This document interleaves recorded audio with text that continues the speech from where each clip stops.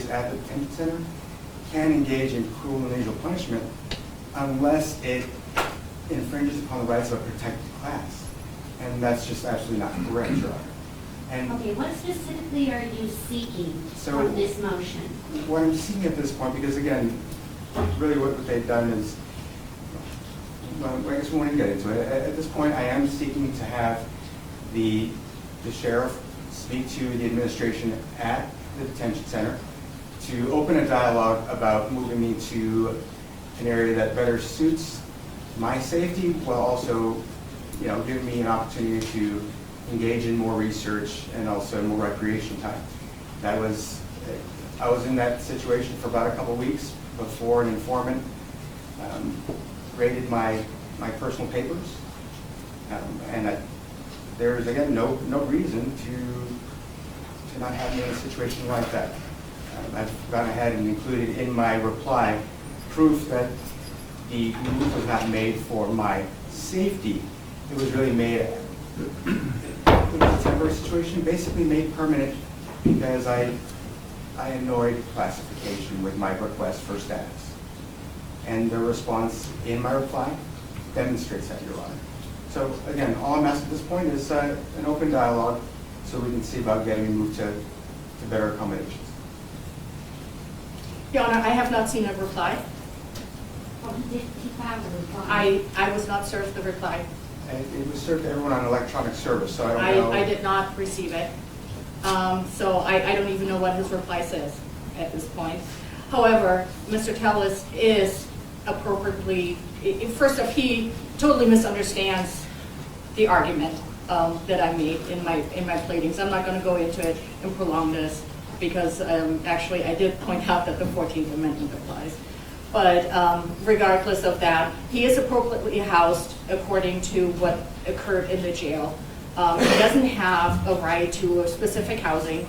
He will be looked at to be rehoused as it's appropriate on a regular basis as every other inmate is. And if it's appropriate, he will be rehoused. But at this point, it is not appropriate. So he is where he needs to be. As to his access to all of the legal documents that he seeks, I'm sorry, he chose to represent himself, and as the saying goes, you made your bed, now you have to lay in it. The court went above and beyond of trying to explain to Mr. Tellis what it means to represent yourself, and he was fine with it. Ferretta is very, very clear, and the court bent over backwards to make sure that Mr. Tellis understood all of the consequences of representing themselves. He said he's okay. He went through this. He doesn't get any special treatment for that, because otherwise we have 3,000 other inmates that would need to have that special treatment as well. It's just not possible. What he's experiencing is like everybody else. He's been treated like everybody else. This is just what it is to be incarcerated.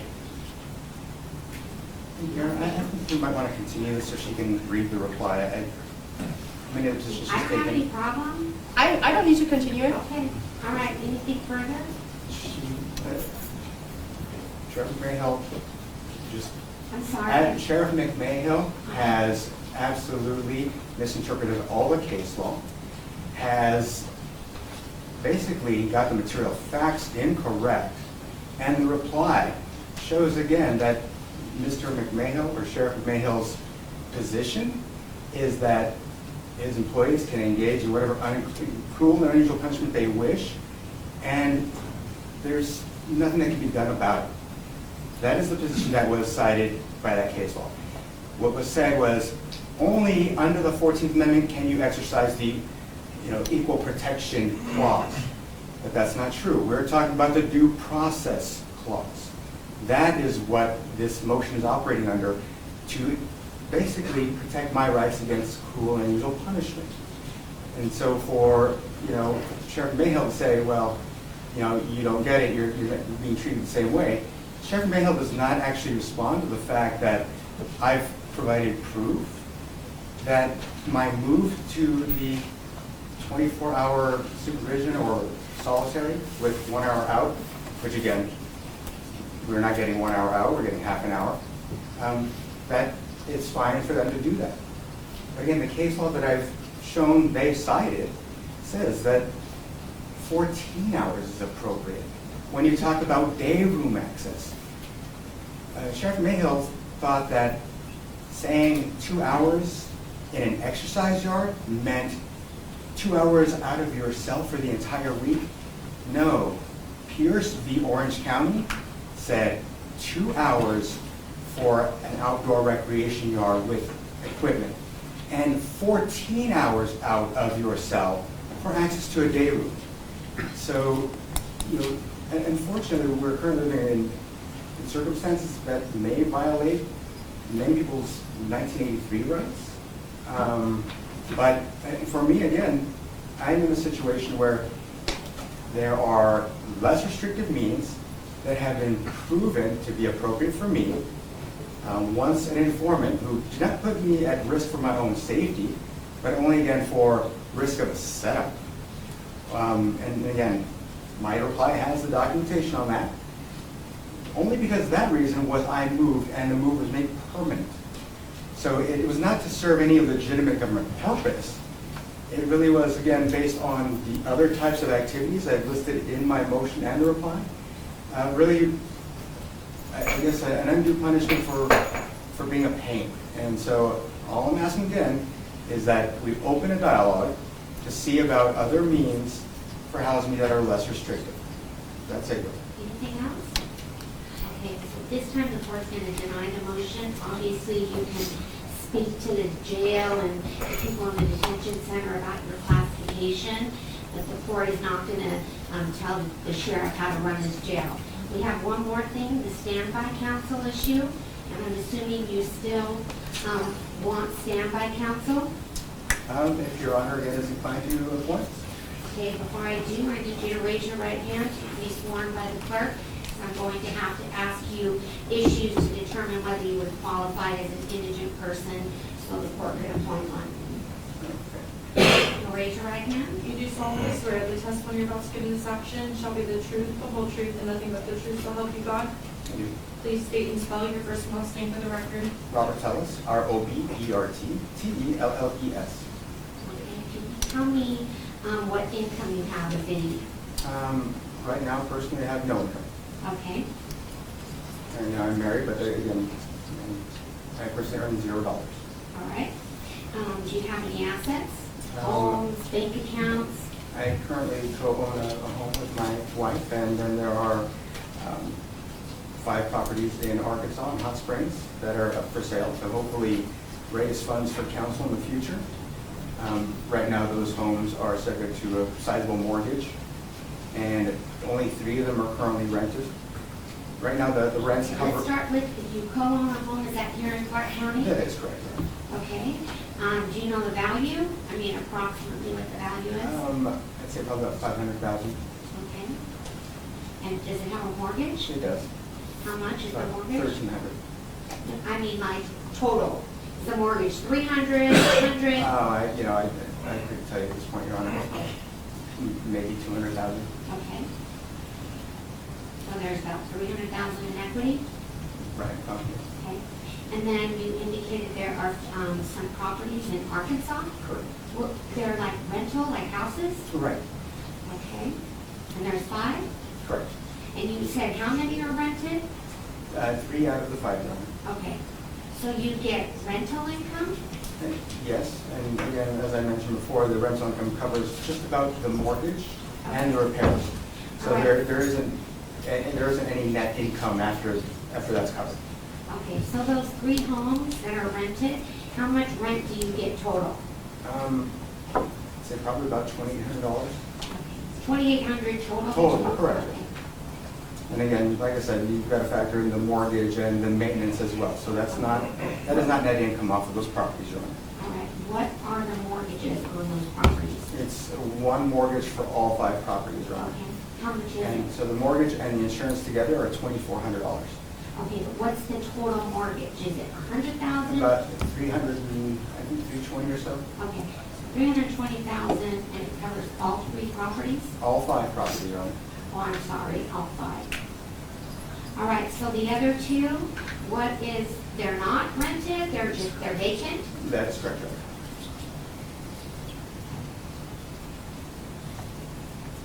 And did you indicate, did you just say you're going to sell them, or you have plans to sell them? And they are currently listed for sale. All 5? Correct. Okay. How long have they been listed for sale? I'd say for about 6 weeks now. Okay. Have you had any offers? There's been some interest, but no official offers in. Okay. And how much are they listed for, each one? It's listed as a package, Your Honor. All 5? Right. So someone has to buy all 5 houses? That's how I purchased them, and that is the only way to really break those free of that one mortgage, Your Honor. Okay. So all 5 houses are on the market for how much? For $519.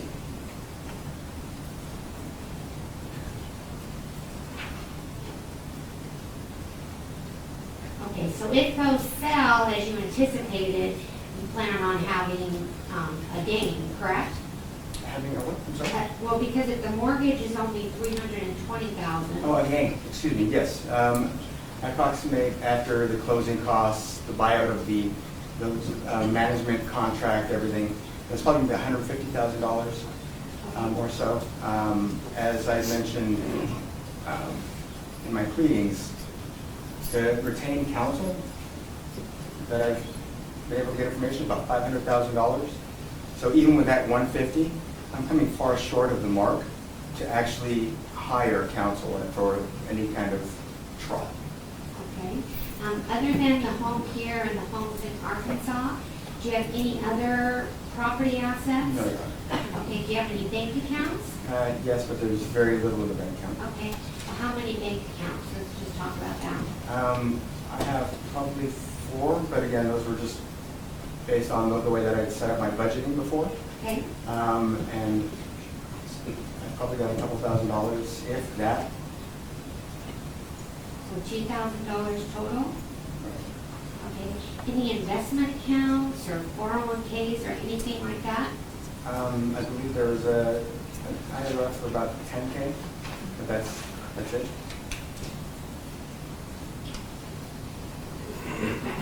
Any other accounts, investment accounts, any other income, property, assets that you have? No.